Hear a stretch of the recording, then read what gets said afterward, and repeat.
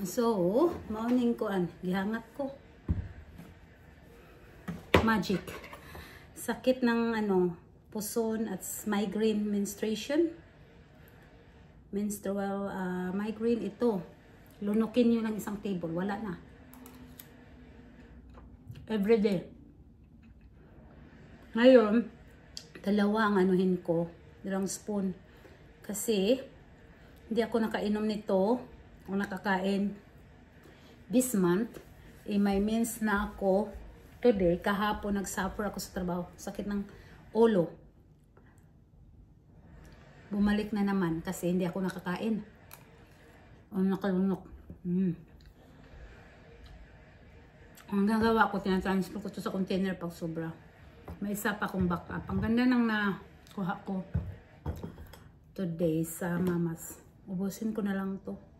Pang to, very high for hormonal imbalance. Kasi dati pag may mens ako the day before, sakit ng ulo at saka puson. Pero after nitong na-discover ko, tinatapon na natin ang buto, no? Ang kainin nyo rin to. Yan, niramihan ko na kasi may mens ako ngayon. Yung palagi na akong kumakain or lumalunok ng buto ng papaya, wala na. Parang wala na yung menstruation ko. Hindi ko nga mapansin na meron pala. Walang sakit sa ulo, walang cramps.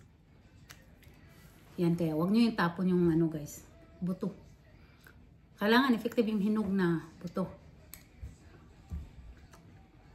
Ito naman, try natin ilaga. Namimiss ko yan. Ilaga. Sobrang sarap ang nakuha ko today. Anong oras na? 1:15.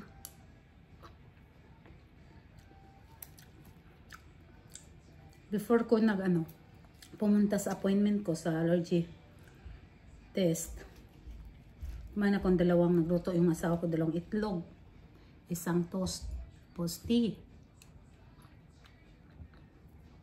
May boses.